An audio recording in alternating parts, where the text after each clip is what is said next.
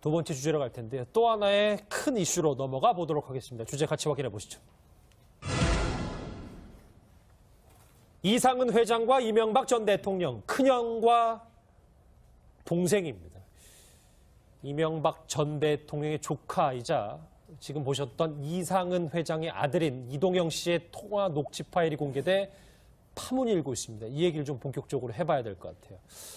지금 화면에는 MB 쪽의 친척 삼형제 모습이 좀 나오고 있는데 그 녹취록을 이제부터 얘기를 해볼 텐데요. 먼저 그 전에 이현정이 이상은 회장 때부터 대를 이어 희생했다라는 거거든요. 이명박 전 대통령을 위해서 뭘 희생했다는 겁니까? 사실 이제 이명박 전 대통령의 집안 내력을 보면 사실은 굉장히 이제 구룡포라고 포항 쪽에 있습니다.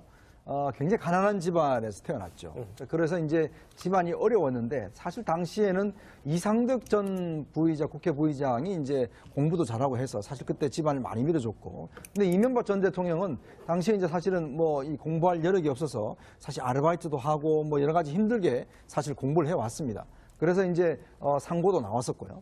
이제 그런 상황인데 문제는 이제 그다음에 성장기에서 사실 현대건설 들어가서 현대건설에서 사장과 회장까지 다 했지 않습니까? 예. 이제 그러다 보니까 아무래도 집안에서는 이제 이명박 전 대통령을 중심으로 해서 뭐 일을 하다 보니까 나머지 큰형이나 이런 분들 같은 경우는 사실 거기에 좀 어떤 면에서 희생양 비슷하게 되어온 것이 아닌가. 그러니까 동생을 더 도와준 그렇죠. 셈이죠. 이제 다스 같은 경우도 이제 그런 의도죠. 이제 다스가 사실은 이제 이명박 전 대통령 건데 문제는 이제 그 어떤 이명박 전 대통령 것이 아니게 하기 위해서 나머지 형제들이 사실 그걸 위해서 많이 희생을 해온 것이 아닌가. 아마 그런 문제가 좀 이제 부각이 된 것 같습니다. 예. 알겠습니다. 이 소식 좀 더 같이 짚어주기 위해서 이종훈 박사, 김성환 평론가 자리하셨습니다. 어서 오십시오. 네. 안녕하세요. 예, 평론가님 저도 어제 보도된 그 녹취 파일을 좀 자세히 들어봤는데 그 이동영 씨의 말의 행간을 좀 잘 살펴보면 본인과 아버지는 이명박 전 대통령을 위해서 일종의 방패막이 역할을 했다. 뭐 이런 취지의 얘기를 하는 것 같더라고요. 네, 맞습니다. 녹취록을 보면 내가 희생했잖아. 뭐 아버지도 희생한 것처럼 이렇게 표현이 돼 있거든요. 근데 저는 뭐 희생했다고 느껴지지는 않아요. 왜냐하면 만약에 다스가 이명박 전 대통령 거라면 그래도 형하고 동생한테 맡겨놓고 거기서 이제 그 월급도 받고 돈을 다 받아갈 수 있도록 해준 거잖아요. 그러니까 그걸 희생이라고 표현하기엔 좀 그렇지만 다만 이제 본인의 입장에서 우리가 떨어져서 보는 입장에서는 뭐 희생이라고 느껴지지는 않지만 자신들의 입장에서는 오히려 이명박 전 대통령의 재산을 관리해주고 회사를 이렇게 키워왔고 이러는데 우리가 기여했잖아. 근데 그렇게 기여했던 우리를 사실상 이 자리에서 이렇게 쫓아내려고 하는 거야? 그래도 우리한테 지분이 있는 거 아니야? 라고 하는 그런 아쉬움이라든가 그렇죠.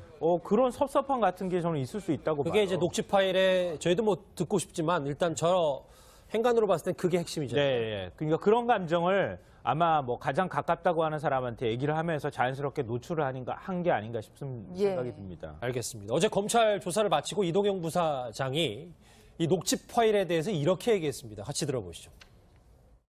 부사장님 목소리 나온 보도 나왔는데 혹시 얘기는 들으셨을 것 같은데 뭐 못 들었습니다.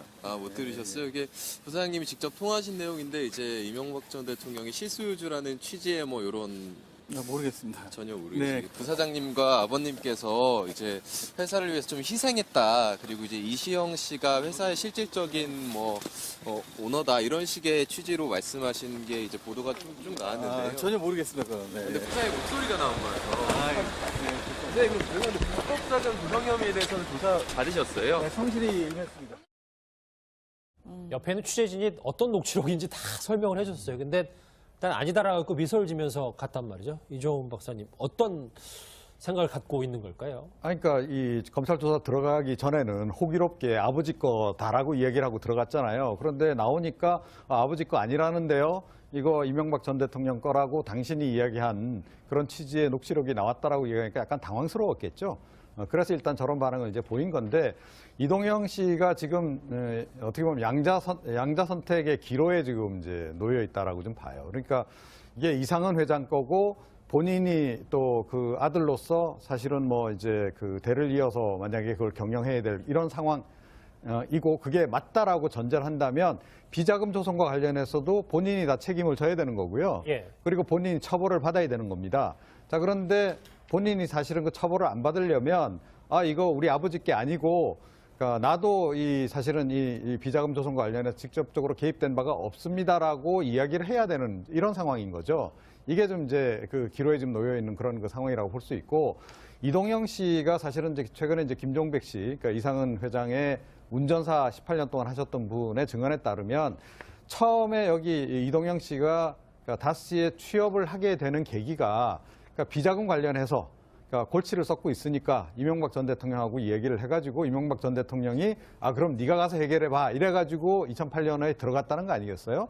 자, 그래서 어떻게 보면 비자금 해결사로 자기가 이제 들어간 거나 다름없기 때문에 아마 고민을 좀 할 겁니다. 이걸 내가 과연 다 떠안을 건지 아니면 그러니까 이쯤에서 이제 손 털고 그러니까 솔직히 이제 이실 직고하고 이명박 전 대통령 이게 다 관계된 거다라고 이제 이야기를 해야 될지 지금 그런 기로에 지금 나와 서 있는 상황이라고 볼 수 있는 거죠. 예, 네. 이현정 의원님뿐만 아니라 또 공개된 녹취를 보면 이시영 씨 그 초고속 승진에 대해서 이상은 회장이 굉장히 우려하는 내용이 들어가 있어요. 그랬더니 이제 이동영 씨가 아버님이, 그러니까 이상은 회장이 뭐 이시영 씨나 이명박 전 대통령을 싫어해서 그런 게 아니다. 뭐 이시영 씨가 다치지 않게 하기 위해서 천천히 좀 승진하라는 취지의 말이다. 뭐 이런 조언을 했는데 이것조차 묵살당했다. 뭐 이런 내용이 들어있더라고요. 그러니까 최근에 이 다스 문제가 다시 부각된 그 결정적인 이유가 사실 여기에 좀 있습니다. 이게 왜냐하면 이동영 지금 총괄 부사장이 갑자기 지금 강등이 되고 난 다음에 이수영 씨가 그 들어가서 급속히 승진을 했어요. 더군다나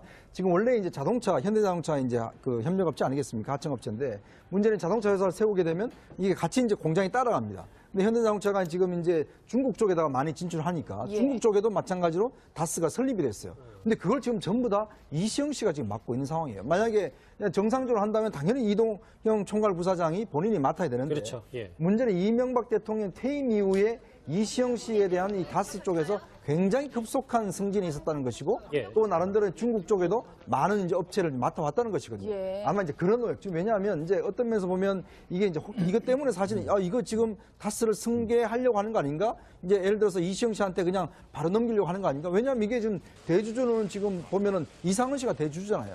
그럼에도 불구하고 왜 이시영 씨가 들어가서 급속히 승진하고 또 사촌 형이죠. 형도 밀어내고 이렇게 했겠는가. 이런 건 이제 비춰봐서 사실은 이제 이게 뭔가 좀 너무 급속히 승진하다 보면 바로 이런 문제가 터지는 거. 이걸 아마 걱정을 한 것 같습니다. 이 대목에서 우리가 두 가지 포인트를 좀 볼 수 있는데요. 첫 번째로는 다스 같은 회사에서는 별도의 마케팅이 필요가 없습니다.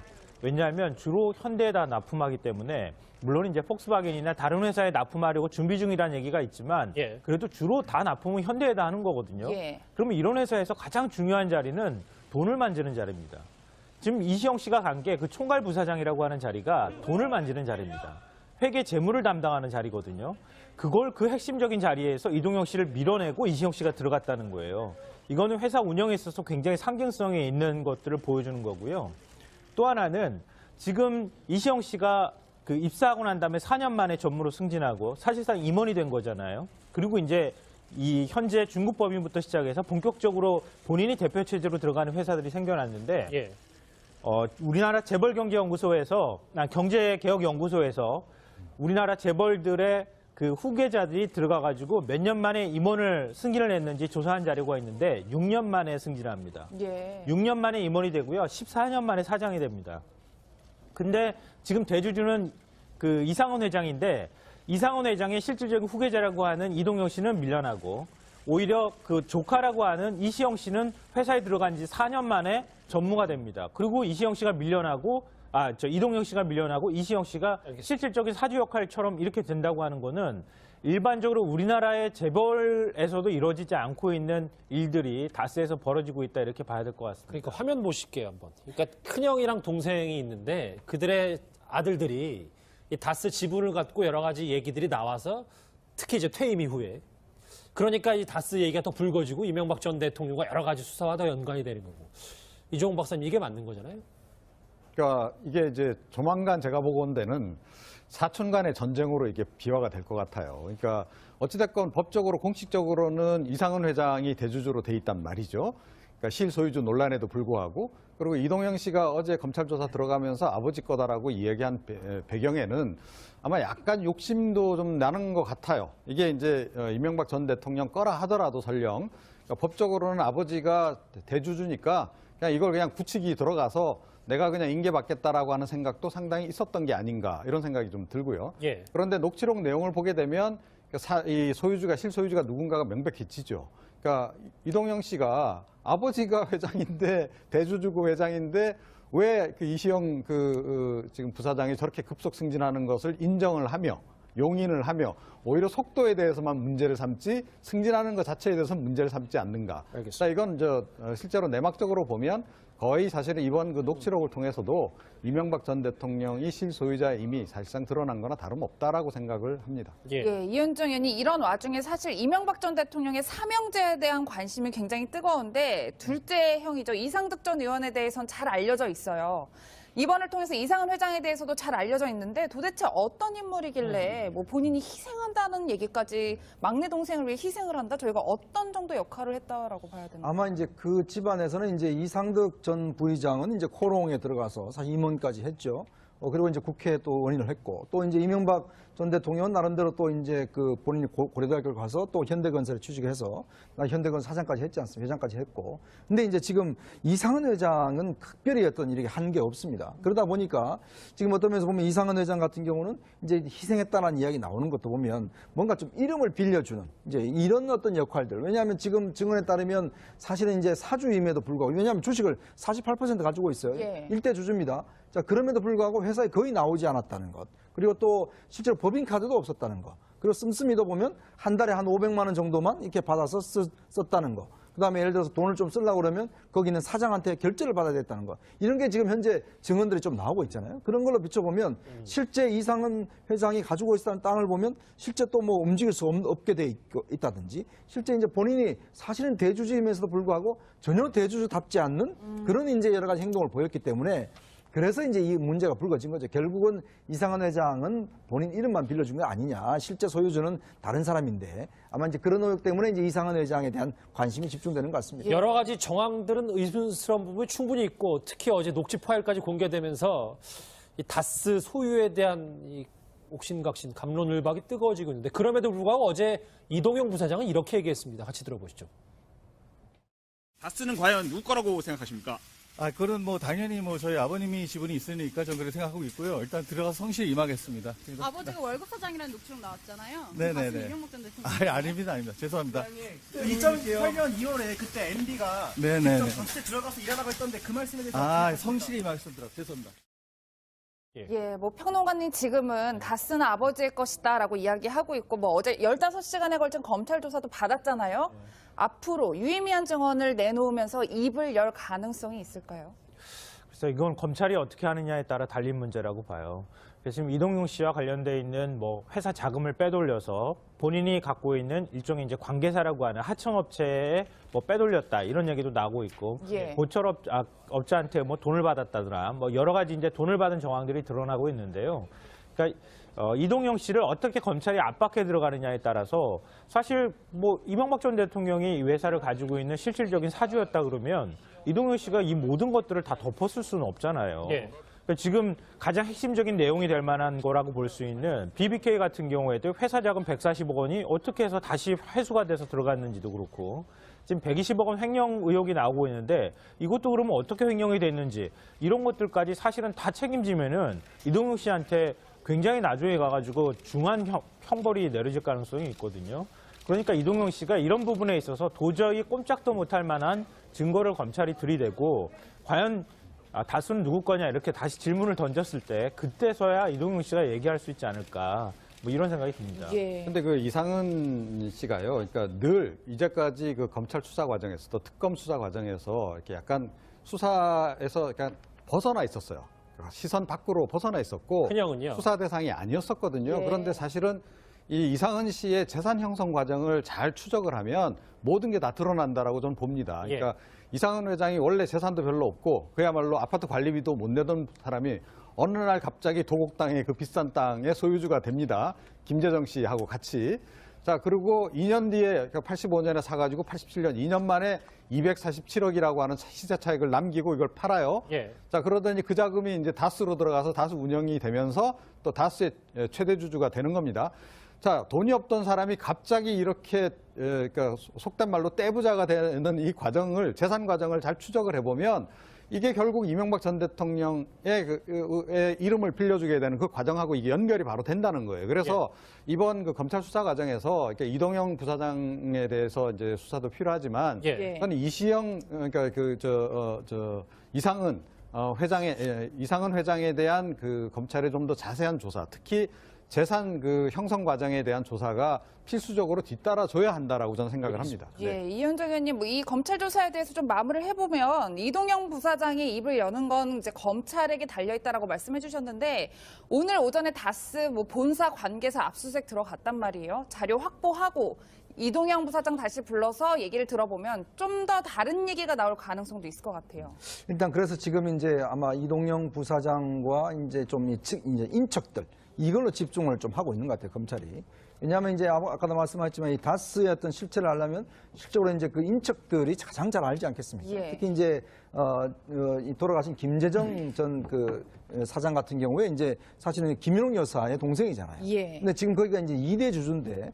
근데 이제 그 부인이 이제 그 주식을 이제 승계를 받았거든요. 근데 이제 문제는 그 주식을 승계받는 과정에서 세금 내고 이런 과정에서도 보면 사실 본인이 상당히 어려워 이제 세금 내는 것도 보면 이런 것들도 정확히 드러났고 또 실제로 이게 김재정 씨가 어떤 역할을 했는 것인지 이런 것들 등등 해서 이제 여러 가지 또 전국에 있는 이 땅 소유주와 관련된 문제들 예. 아마 이런 것들 해서 지금 일단은 좀 친인척들 중심으로 좀 수사를 집중을 하고 있는 것 같습니다. 예. 큰형과 이명박 전 대통령 얘기를 해봤다면 또 다른 형님 하나 한 분 남았습니다. 화면 보시죠.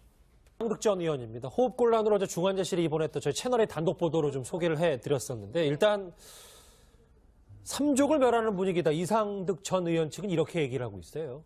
삼족을 멸한다는 얘기 얼마 전에 들은 적 있죠. 최순실 씨가 한 얘기인데 지금 다시 이상득 그 전 의원들 입에 그쪽에서 얘기가 나온다는 게 참 아이러니하다 이런 생각이 드는데요. 예. 그러니까 지금 이게 본인과 직접 관련이 없는 일로 시작된 수사가 왜 나한테까지 불똥이 튀느냐. 그러니까 지금 친인척까지 전부 다 검찰이 일종의 이제 그 압수수색도 하고 수사도 하고 이런 상황이 되니까 그런 것에 대한 불만들이 좀 이 삼족을 멸한다 이런 표현으로 나오지 않았나 싶은 생각이 드는데요. 예. 이명박 전 대통령 입장에서는 굉장한 위기감을 지금 갖고 있을 거라고 봐요. 그러니까 단순히 이제 측근들이 입을 연다 이런 차원도 있고 그 중에서도 특히 김백준 씨가 입을 열기 시작했다고 하는 게 굉장히 상징적인 의미가 있는 것 같고요. 이명박 전 대통령 측 인사하고 잠깐 얘기를 한 적이 있었는데 김백준 씨 입이 열리는 걸 굉장히 걱정하고 있다 이런 얘기를 사실 저한테 했었거든요. 그러니까 그런 면에 있어서도 이명박 전 대통령이 굉장히 압박감이 있을 거고 또 그것뿐만 아니라 지금 뭐 다스 BBK까지 관련해서 결국 이제 특활비 문제까지 해서 형제들이 전부 다 조사를 받고 심지어 조카까지 조사받는 이런 상황이 되고 있으니까 아마 이상득 전 의원 입장에서는 삼족이란 말이 뭐 자연스럽게 나오지 않았나 뭐 이런 생각이 듭니다. 예, 이종훈 박사님 실제로 지금 이상득 전 의원 뭐 중환자실에 머물고 있지만 실제로 내일이 사실 검찰 조사 받기로 한 날이었는데 전 의원 측은 이렇게 얘기하고 있어요. 반드시 검찰에 출석하겠다. 굉장히 의미심장한 것 같아요. 네. 네, 뭐 삼족 멸한다라는 이 표현을 썼는데 아직까지는 2족까지입니다. 예, 3족까지 뭐 그 손자대까지 이제 가려면 아직 한참 멀은 거고요. 그래서 좀 과도한 반응이다라고 저는 생각을 하고 그러니까 결국 그 본인 세대에서 형제들 간에 뭐 이런저런 일들을 벌이지 않았다면 특히 범죄가 될 만한 것들을 벌이지 않았다면 그 삼족에게까지 영향을 미칠 이유가 없죠. 자, 이상득 전 의원 같은 경우에는 이미 처벌을 받지 않았습니까? 그죠? 2012년에 그렇죠. 그 솔로몬 그 저축은행에서 뭐 7억 2천만 원인가요? 받은 것 때문에 1년 2개월 형 살았고 지금 사실 한 건이 더 걸려 있습니다. 조금 전에 이제 화면에 나온 게 그건데 2015년에 그 포스코의 영향력을 행사해서 후배 업체에다가 일감 밀어주기를 이제 했다는 거 아니에요? 그래서 지금 이게 지금 대법원에 지금 올라가 있습니다. 이게 형 확정이 되면 이것도 1년 3개월이에요. 자, 그런데다가 이번에 이제 특활비, 국정원 특활비 수수까지도 만약에 실형이 선고가 되면, 그러니까 그야말로 이분은 3번 벌을 받는 이런 상황이 되는 겁니다. 그래서 아마 굉장히 위기감도 많이 느낄 것이고 또 본인 나이도 있고 하니까 예. 부담스럽겠죠. 자, 그래서 뭐 이제 안 그래도 건강이 안 좋은 터에 뭐 병원에 이제 입원을 한 것으로 일단 추정이 되는데 병원에 입원하고 난 뒤에 사실은 여론이 그렇게 호의적이지 않았습니다. 예. 그러니까 뭐 이 나이도 연로하시고 한데 좀 동정론이 일만도 한데 동정론이 일기보다는 너무 뻔한 수법 아니냐라는 그런 그 반응들이었단 말이죠. 그러니까 과거에 그 뭐 재벌가 오너 회장님들 이렇게 이런 일 알겠습니다. 닥치면 휠체어 타고 뭐 그러시지 않으셨어요? 그래서 아마 내일 출석하겠다라고 이 얘기를 하셨는데 내일 모르겠습니다. 휠체어 출석은 거의 확실한 것 같고 어쩌면 뭐 그 이동식 침대로 출석하실지도 모르겠습니다. 예. 알겠습니다. 이상득전위원회 내일 출석 예고와 그리고 이상은 회장, 이명박 전 대통령 일가의 삼형제 얘기까지 정리를 해봤습니다. 이종훈 박사님과는 여기서 인사를 드리겠습니다. 고맙습니다. 여러 가지 힘들게 사실 공부를 해왔습니다. 그래서 이제 상고도 나왔었고요. 이제 그런 상황인데 문제는 이제 그다음에 성장기에서 사실 현대건설 들어가서 현대건설에서 사장과 회장까지 다 했지 않습니까? 예. 이제 그러다 보니까 아무래도 집안에서는 이제 이명박 전 대통령을 중심으로 해서 뭐 일을 하다 보니까 나머지 큰형이나 이런 분들 같은 경우는 사실 거기에 좀 어떤 면에서 희생양 비슷하게 되어온 것이 아닌가. 그러니까 동생을 더 도와준 그렇죠. 셈이죠. 이제 다스 같은 경우도 이제 그런 의도죠. 이제 다스가 사실은 이제 이명박 전 대통령 건데 문제는 이제 그 어떤 이명박 전 대통령 것이 아니게 하기 위해서 나머지 형제들이 사실 그걸 위해서 많이 희생을 해오는 것이 아닌가. 아마 그런 문제가 좀 이제 부각이 된 것 같습니다. 예. 알겠습니다. 이 소식 좀 더 같이 짚어주기 위해서 이종훈 박사, 김성환 평론가 자리하셨습니다. 어서 오십시오. 네. 안녕하세요. 어서 오십시오. 예, 평론가님 저도 어제 보도된 그 녹취 파일을 좀 자세히 들어봤는데 그 이동영 씨의 말의 행간을 좀 잘 살펴보면 본인과 아버지는 이명박 전 대통령을 위해서 일종의 방패막이 역할을 했다. 뭐 이런 취지의 얘기를 하는 것 같더라고요. 네, 맞습니다. 녹취록을 보면 내가 희생했잖아. 뭐 아버지도 희생한 것처럼 이렇게 표현이 돼 있거든요.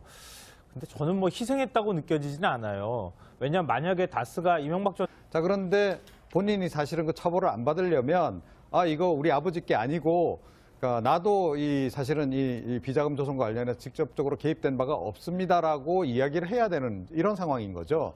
이게 좀 이제 그 기로에 지금 놓여 있는 그런 그 상황이라고 볼 수 있고 이동영 씨가 사실은 이제 최근에 이제 김종백 씨, 그러니까 이상은 회장의 운전사 18년 동안 하셨던 분의 증언에 따르면 처음에 여기 이동영 씨가 그러니까 다스에 취업을 하게 되는 계기가 그러니까 비자금 관련해서 그러니까 골치를 썩고 있으니까 이명박 전 대통령하고 이야기를 해가지고 이명박 전 대통령이 그럼 네가 가서 해결해봐 이래가지고 2008년에 들어갔다는 거 아니겠어요?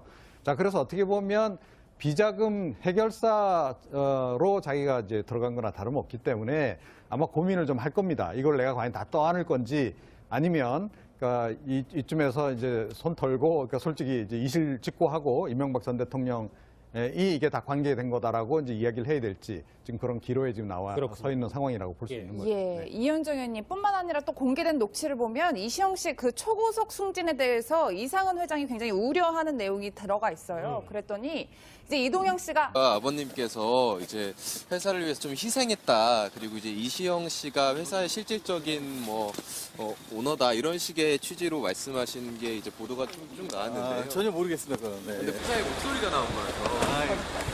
네, 그럼 불법사전 구성 혐의에 대해서는 조사 받으셨어요? 네, 성실히 임했습니다. 옆에는 취재진이 어떤 녹취록인지 다 설명을 해줬어요. 근데 일단 아니다라고 미소를 지면서 갔단 말이죠. 이종훈 박사님, 어떤 생각을 갖고 있는 걸까요? 그러니까 이 검찰 조사 들어가기 전에는 호기롭게 아버지 거다라고 이야기를 하고 들어갔잖아요. 그런데 나오니까 아버지 거 아니라는데요. 이거 이명박 전 대통령 거라고 당신이 이야기한 그런 취지의 녹취록이 나왔다라고 얘기하니까 약간 당황스러웠겠죠.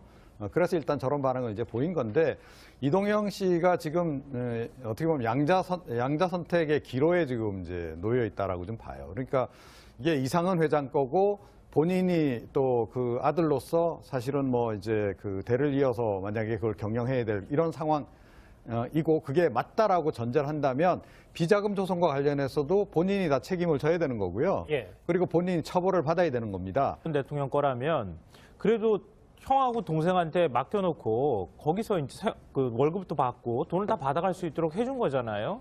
그러니까 그걸 희생이라고 표현하기엔 좀 그렇지만 다만 이제 본인의 입장에서 우리가 떨어져서 보는 입장에서는 뭐 희생이라고 느껴지지는 않지만 자신들의 입장에서는 오히려 이명박 전 대통령의 재산을 관리해주고 회사를 이렇게 키워왔고 이러는데 우리가 기여했잖아. 근데 그렇게 기여했던 우리를 사실상 이 자리에서 이렇게 쫓아내려고 하는 거야? 그래도 우리한테 지분이 있는 거 아니야? 라고 하는 그런 아쉬움이라든가 그렇죠. 그런 섭섭함 같은 게 저는 있을 수 있다고 봐요. 그게 이제 녹취 파일에 저희도 뭐 듣고 싶지만 일단 저 행간으로 봤을 땐 그게 핵심이잖아요. 네, 그러니까 그런 감정을 아마 뭐 가장 가깝다고 하는 사람한테 얘기를 하면서 자연스럽게 노출을 한 게 아닌가 싶은 예. 생각이 듭니다. 알겠습니다. 어제 검찰 조사를 마치고 이동영 부사장이 이 녹취 파일에 대해서 이렇게 얘기했습니다. 같이 들어보시죠. 부사장님 목소리 나온 보도 나왔는데 혹시 얘기는 들으셨을 것 같은데 뭐 못 들었습니다. 못 들으셨어요? 이게 부사장님이 직접 통화하신 내용인데 이제 이명박 전 대통령이 실소유주라는 취지의 뭐 이런 모르겠습니다. 전혀 모르시. 네. 부사장님과 두 번째 주제로 갈 텐데요. 또 하나의 큰 이슈로 넘어가 보도록 하겠습니다. 주제 같이 확인해 보시죠. 이상은 회장과 이명박 전 대통령 큰형과 동생입니다. 이명박 전 대통령의 조카이자 지금 보셨던 이상은 회장의 아들인 이동영 씨의 통화 녹취 파일이 공개돼 파문이 일고 있습니다. 이 얘기를 좀 본격적으로 해봐야 될 것 같아요. 지금 화면에는 MB 쪽의 친인척 삼형제 모습이 좀 나오고 있는데 그 녹취록을 이제부터 얘기를 해볼 텐데요. 먼저 그 전에 이현정 의원. 네. 이상은 회장 때부터 대를 이어 희생했다라는 거거든요. 이명박 전 대통령을 위해서 뭘 희생했다는 겁니까? 사실 이제 이명박 전 대통령의 집안 내력을 보면 사실은 굉장히 이제 구룡포라고 포항 쪽에 있습니다. 굉장히 가난한 집안에서 태어났죠. 그래서 이제 집안이 어려웠는데 사실 당시에는 이상득 전 부의장, 국회 부의장이 이제 공부도 잘하고 해서 사실 그때 집안을 많이 밀어줬고. 근데 이명박 전 대통령은 당시에 이제 사실은 뭐 이 공부할 여력이 없어서 사실 아르바이트도 하고 뭐 여러